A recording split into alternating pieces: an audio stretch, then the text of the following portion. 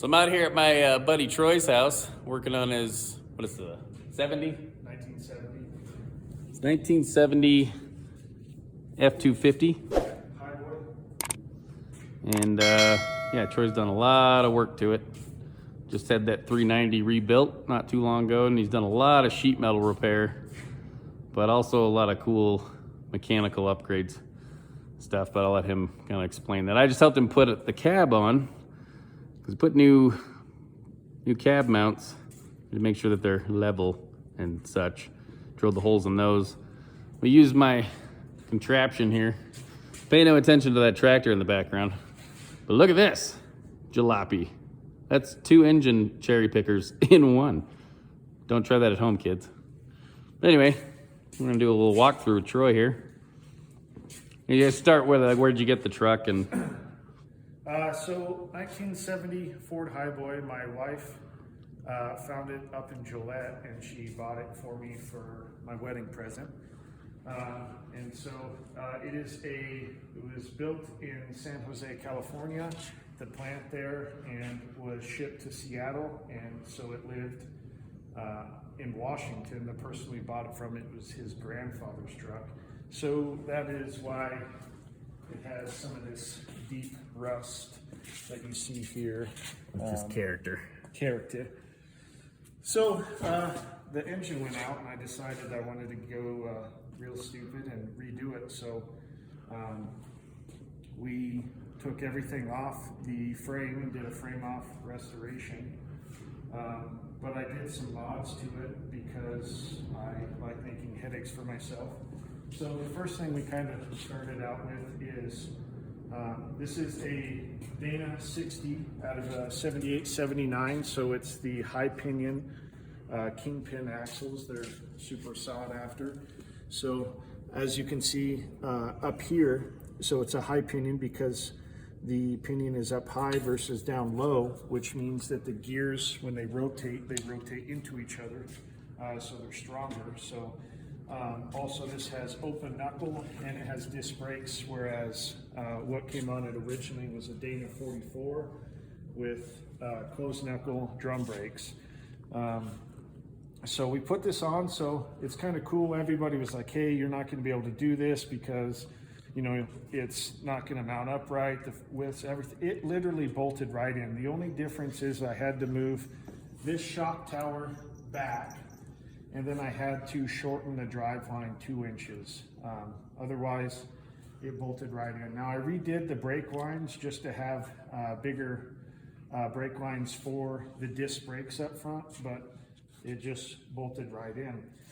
Because this is an open knuckle front end, hello Bert, it's 2 inches, or it's 1.5 inches wider than the axle that was in it. So because of that, the rear end was narrower, so we went ahead and put a maximum generation rear end in. So this is a 30 spline Dana 60, and it has the correct width. And of course, contrary to popular belief, everybody said that we would have to move the mounts, but no, it just bolted right in. We had to get custom-made brake lines, emergency brake lines done from a company in California. They were actually cheaper than the factory ones, so it turned out great. Bolted right in, no issues. And then we went ahead and did a NV4500 conversion. So this is a 5-speed NV4500 out of like the V10 Dodges. So we got the adapter plate, the transmission, and then it has the GM output housing on it that was running like the 90s 1-tons. But yeah, I used the Ford clutch, Ford everything, bolted right in, and The cross member is kind of cool. See if you can see it. So this is the stock cross member, right? it is, yeah. So stock cross member, we just had to unbolt it and move it back a few inches, and then we had to notch it slightly for the transmission to clear it, and then level it and bolt it in.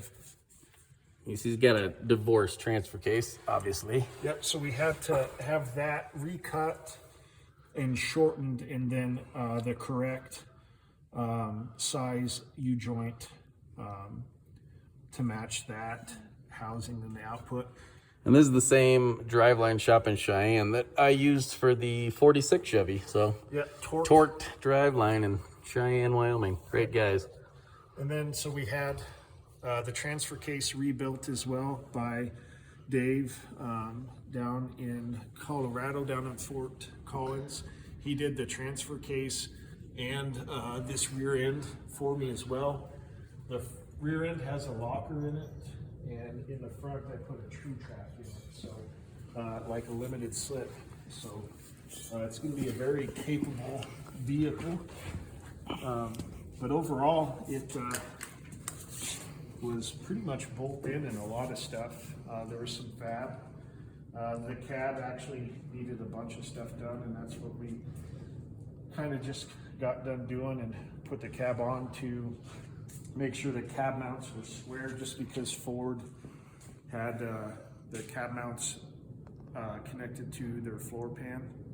And then when you have to do the floor pans all the time, you have to do the cab mounts as well. So overall, it's coming along. It's about a 2-year project here. About $23,000 as it sits. So, But can you put a price on fun? You know? I think my wife says you can. So for now, his plan is to repaint the inside. Same color, but redo the inside, because hey, that's where you sit. And do some interior stuff, new seat and stuff like that. But the outside, he wants to keep, you know, they're only original once, as I heard once. So we might do something to kind of preserve, maybe like a flat clear coat. I know people hate that, but it's Troy's truck, and he'll do what he wants with it. That's right. So we're also, we'll prime, and then we're gonna do it's an epoxy undercoating, correct? So we'll do that. Undercarriage, everything will be done the same way, primed and undercoated. So at some point, if I do decide to do an outside paint job, everything else is already done, and then we'll just do that. Yep. We already got the underside of the bed all cleaned up, got that sandblasted. Yep. So prime that, and then put that epoxy. It's basically a truck bed coating. I really like it. It's Raptor liner, but TCP Global sells it. It's just their truck bed liner. It's the same stuff. They just white labeled it and put a different sticker on it. But it's a 2-part system, so it actually has a hardener in it. It works really well, but pretty solid truck, other than the floors. And do you have all the stainless?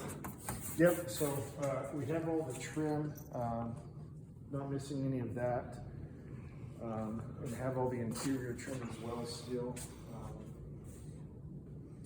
Yeah, overall it still had good bones in it. The frame, actually there was a lot of, so it had an undercoating on it from probably like 1972. I think I had probably 30 hours just scraping that off underneath the cab itself. But when we did the frame, once you got that off, it was like a brand new frame underneath. Yep. So it was still in really good shape. So yeah, Troy and we got my little Harbor Freight pot sandblaster. I have a rotisserie at home, so we put that on the rotisserie. We sandblasted it, and then eventually I painted it with, I think this is East Bay? Yeah, this was the Eastwood. Eastwood, chassis. yeah, East Bay. East Bay's the shoe company. Chassis. Eastwood. Extreme chassis paint. Yep. So we used that for the frame, the axle, transfer case, the engine. We did Ford blue, and then left the transmission black and silver. And then he's got, I think he's got fuel injection for the. Yep. So I originally had a Holley Sniper on it. A lot of people don't, they have their opinions on it. I thought it was great. We're at 70, 500 feet here, and it just allows it to run the best it can. We had a lot of work done to the engine. It's going to run about 325, 350 horse to the flywheel. And so we'll put the ignition on it that Holley recommends, distributor, and it should run pretty good. We've got a 4-core radiator, camper special radiator out of a 78, 79 model that we'll put in as well. That'll help really cool it down. So it should actually be, you know, pretty. Oop, falling over. Just trying to get a full shot there. Pretty heavy duty built truck. So custom leaf springs by KC Leaf Springs as well. Those guys are great. They did a wonderful job. So. And what's the you posted a lot of your stuff on a forum. Which forum are you using? Yeah, so if you Google 1970 Ford Restoration and Restomod, it's on Ford Trucks chat forum in the 67 to 72 platform on there. And Do you have a username? Moto_hero is the username. If you look that up, we have that, and we have the 96 1-ton stuff on there. They're a great resource. They've got a ton of stuff. They're very helpful, and they've helped me out with a lot of questions, you know, especially with the cab mounts and the sheet metal work. You know, there's a lot of that information that's lost and not around anymore. And so great resource to help you with stuff. So yeah, check out that forum and look at, you know, everything. We've got more pictures, and the process and the build is on there. So yeah, I thought while I was out here, kind of do a walkthrough. Pretty sweet truck. And yeah, we'll catch you next time.